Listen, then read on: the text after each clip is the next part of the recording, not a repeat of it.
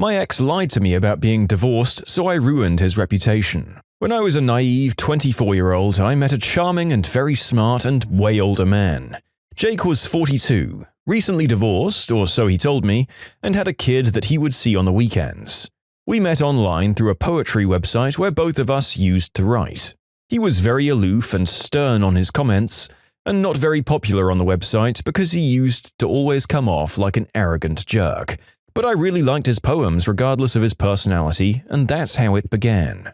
I commented on one and he instantly private messaged me back, praising my writing and asking me if we could collaborate on a duet together. I'd already done it 1,000 times with a few friends and people on that site I respected, so I said, sure. So long story short, we met on Hotmail Messenger. Yeah, this was nearly 11 years ago, kids, so no WhatsApp, although we did chat on social media too. This will become relevant later. Long story short, we instantly connected. He was funny, handsome, and really sweet underneath all of his bravado, and his dark sense of humor was right up my alley. We spent months pulling all-nighters just talking and writing together. Not humble bragging, but I was pretty popular on the site because I won a few awards, so by association he became popular too. People started reading Jake's poems and commenting, and obviously he got a huge head about it, but I digress. Our relationship became more serious after he confessed that he was falling for me, and I was smitten, so I went along with it. We talked about my recent breakup, and he assured me that he would never lie to me. Of course he said that. Because of the witch of an ex-wife that had started seeing someone else while they were still together, and he was devastated until he met me. I was shocked at how bad his ex was, but assured him that I was all in, and I meant that.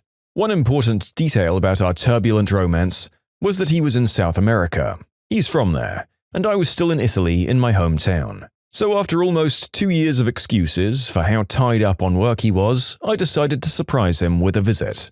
I bought my ticket and it was literally like a dream. He picked me up, we kissed, hugged, and he took me to his beach house, which should have been my first red flag, but I was dumb, young, and in love.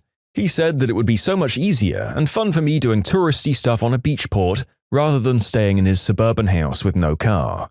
Because I told him on such short notice, he claimed that he didn't have the time or the means to take time off work, which again, blatant lie because he was one of the partners of the company. But again, I bought it and off I went on my own almost for the entire week I was there. He only spent one night with me, and the rest of the week just picked me up from wherever it was that I ended up wandering, and we hung out for a few hours at a time, hooked up, and then he just dropped me off at the house. I know, most of you are thinking, come on, get your head out of your rear end and realize what a bunch of bull that is. And believe me, now writing this, I realized how much of an idiot I was. But it gets better. The day before I have to get back to Italy, he took me to dinner with his 6-year-old son and his sister. I was super happy to meet his family and son, but got caught off guard when he just introduced me as friend from Italy dropping in town for tourism. His sister was super sweet, albeit a bit awkward, and his son was adorable. We ate, talked, and off we went. He picked me up first thing in the morning and dropped me off at the airport. Now that you have the full backstory, I'll get to the good part. 2 days later, and still a bit jet-lagged, I got a very interesting email from his sister, Dana. Her email was short and very simple. Dear so-and-so, I know that you might think I was weird and maybe a bit rude when we met, but it was only because I was tricked by Jake to join the dinner with his kid. He never mentioned that you guys were seeing each other, but after confronting Jake, he confessed and begged not to tell anyone or his marriage will be ruined. But you're such a sweet and young girl that doesn't deserve his deceit. Jake is still married and never left their home. Don't just take my word for it. And Dana sent me pictures of his real social media profile and, surprise, perfect little family with recent pictures. I thanked her and shut down my computer. I was devastated. I really thought Jake was the love of my life and was seriously considering moving there. I spent all night crying and drinking wine until I gave myself the worst migraine. But the heartbreak lasted about 12 hours. At 4 a.m., I got up, showered, made a pot of fresh coffee, and started planning my revenge. I was hurt, yes, but also angry that he not only deceived me but dragged his sister and his innocent family into his lie.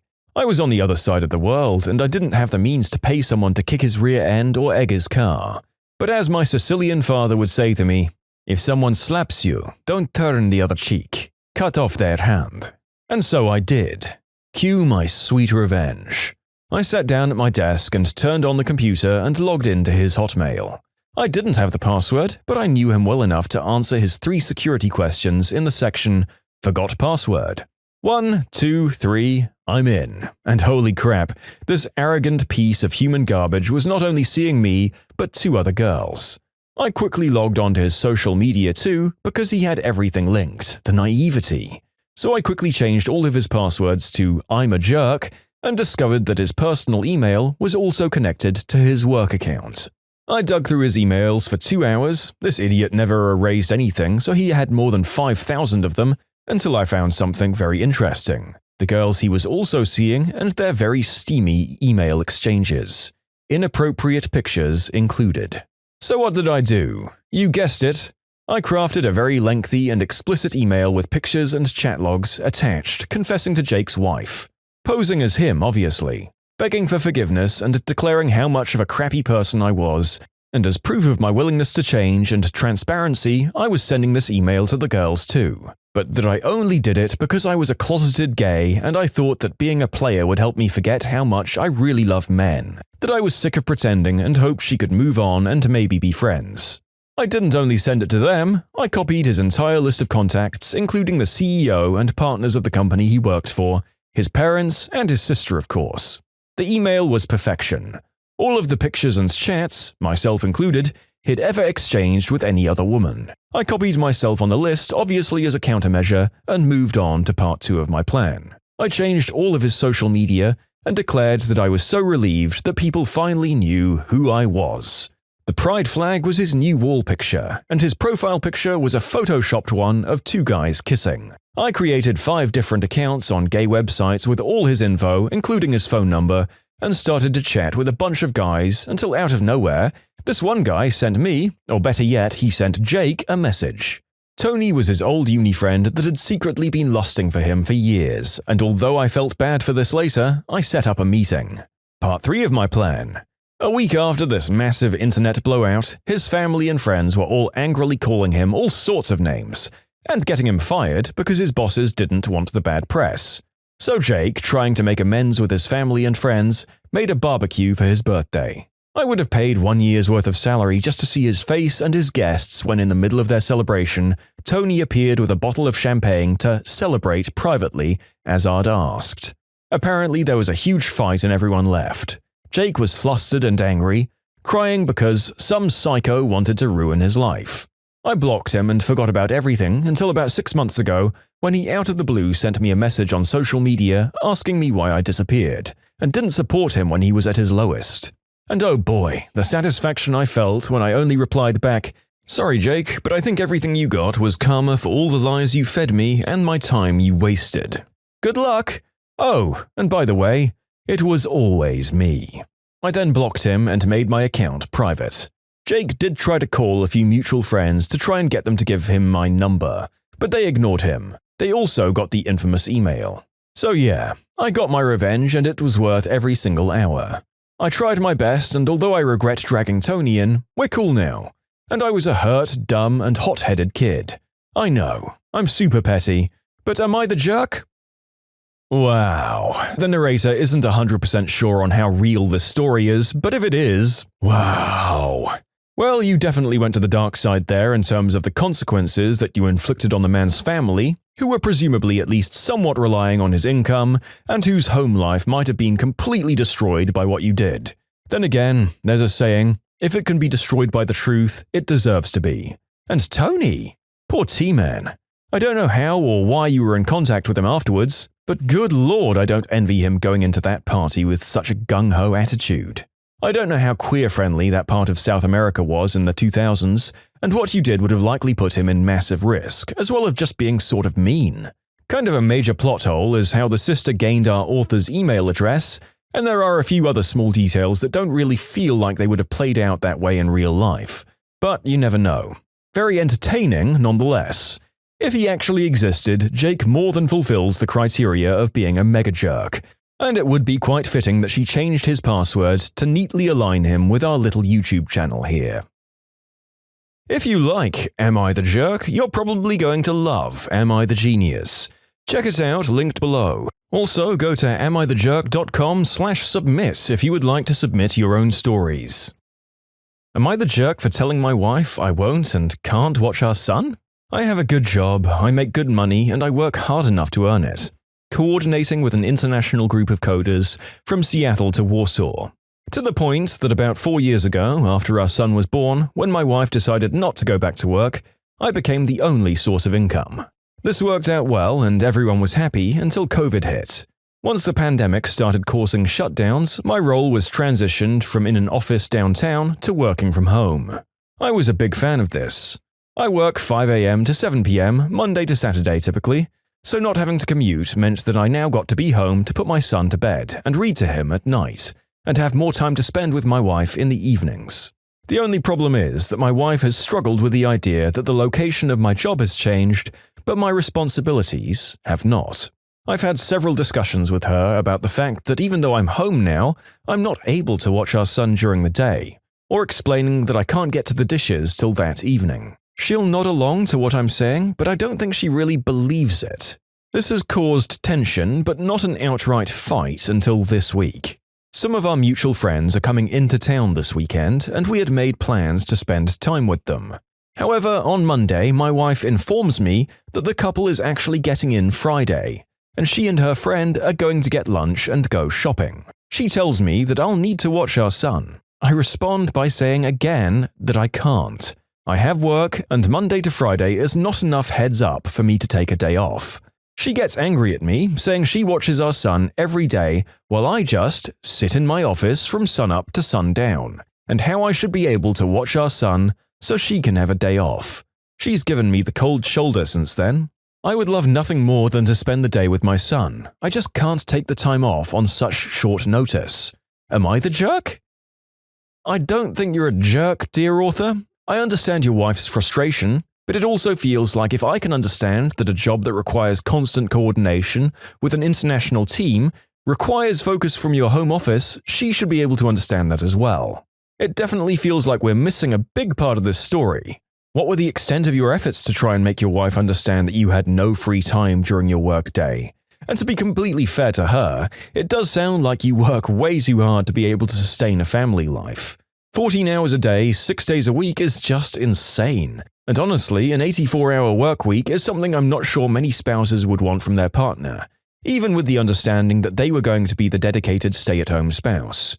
But you do say she was fine with it until the pandemic hit. As you say, it seems like what we have here is that your partner might just not register with the fact that you're as unavailable from your home office as you might have been if you were still commuting in. I'm going to call this a nobody is a jerk, people just need to frickin' communicate situation. Am I the jerk for lying about being pregnant to my family to protect my husband? Content warning, there's some transphobia here. My husband is a transgender man and we've always wanted to start a family together. I have a huge fear of pregnancy, so he offered to carry the baby. It was an insane process. He had to stop taking testosterone for a long time, but he was amazing throughout the whole process, and I did everything in my power to help him feel more comfortable. None of my family know that he's transgender. They're homophobic, transphobic, all the phobics. But our friends know. He posted an ultrasound to his private Instagram, not knowing that my sister follows him on a burner account. Well, she saw the photo and told my whole family. They were furious that I wouldn't tell them. Our plan was to say that we adopted. They assumed I was the one pregnant and blew up on me. So I just let it go and rolled with the lie because I wasn't going to out my husband. The first couple of months, I'd let them visit. Eventually, I'd start eating big meals and purposefully bloating myself to the point of discomfort so that I looked pregnant. They'd remark around the 6-month mark that I was remarkably small, but I just played that off. Eventually, I couldn't lie any longer, so I looked for every excuse in the book to not see my family. I turned down the offers of baby showers, gender reveal parties, anything that would require us seeing each other. Luckily, my family live an hour away and we all live busy lifestyles, so them randomly visiting wasn't an issue. The one time they did pop in unexpectedly, we were out of the house. If they FaceTimed, I made a point to be in bed feeling horribly sick so I couldn't give a bomb update. I lied my butt off and they just thought I had a rough pregnancy. My husband gave birth a year ago and went straight back on the testosterone, and now we're happy as ever. My family have met our daughter and they adore her. Then, a week ago, after an argument between myself and a friend, said friend decided to out my husband by messaging my family and including proof. They did it by adding everybody to the group chat, posting screenshots and basically the whole story, then saying, "I'll leave you all to discuss." Then they left the chat and blocked me and my husband. In a transphobic rage, my mother raced to my home and all but beat my front door down. It wasn't pretty. I had to call the cops, I've been disowned, but that hasn't stopped the daily calls and texts coming from my parents, aunts, uncles, siblings, among others, all leaving nasty slurs on my voicemail and other hateful crap. I ended up crying to my friend yesterday, who told me that I should have been honest with my family, as it would have saved me a lot of heartache. That, or said that we'd miscarried and then adopted later. I'm not happy that things played out the way they did, I just feel so sad now. Maybe it was wrong to lie to my family, but look at how they reacted. I feel like I had no choice. My husband has always encouraged me to maintain a relationship with my family, however, it was mostly for his sake. Personally, I mentally checked out years ago. But when they met him, they welcomed him with open arms and treated him like a son. Yes, it was conditional on him being presumed cisgender, however, we never intended for them to find out. He felt a familial love that he's never had from his own family before, which is why I kept my relationship with my parents at his request. If it weren't for him, I most likely would have cut them off a long time ago. I'm sad that this has happened, but most of that sadness is for my husband rather than for me. Also, the friend in the story who outed him is obviously no longer a friend and never will be again. The other friend who said I should have told the truth is on thin ice. Well, it might be that you were finally able to cut your awful family out of your life once they showed the full extent of their crappiness, ironically to the one person who'd been trying to get the author to maintain their relationship with them. Also, I would like to highlight that your second friend was an advocate for telling the truth, or for making an even bigger lie and faking a tragedy as well. Sounds like they don't have any actual principles on the subject and are just feeding you a bunch of bullcrap, hindsight, hypothetical solutions so they feel wise. Real helpful, friend number 2.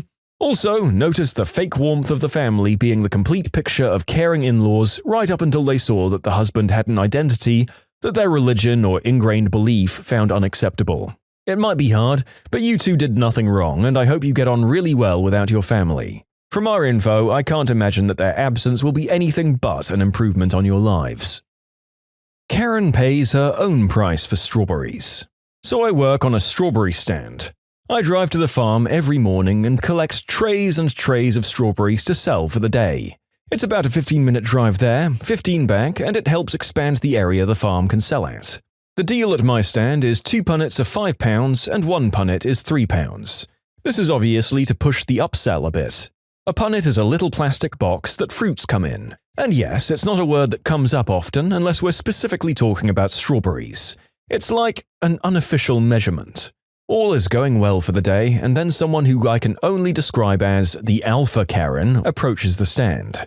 "1 punnet, please. Here's £2.50. "Oh, I'm sorry, it's £3 a punnet. But at the farm, it's £2.50. These are the same strawberries, are they not?" I proceed to explain that the extra 50 pence I occasionally get is for me. It helps towards collecting, selling, wages, petrol, the equipment, etc. I never thought it was a big deal. Alpha Karen demands that because she knows the farm, I should sell it to her for her choosing beggar price.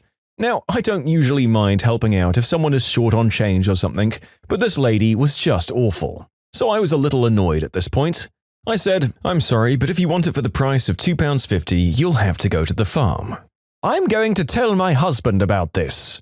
Alpha Karen actually storms over to her husband, throws the car keys at him and demands that he drives the 15 minutes to the farm and 15 minutes back to pay 50 pence less for a gosh darn punnet of strawberries. She waited at the pub opposite my stand and had a drink outside while staring me down for an awkward half hour or so until her poor husband returned with the strawberries. I still can't stop smiling. Haha! Well, fear not, author, you're not the jerk in this story. Sounds like somebody doesn't understand that cost of labor or freight in getting the fruit out there are a whole thing to deal with, and that this is how you and the strawberry dealer make it work. Classic Karen.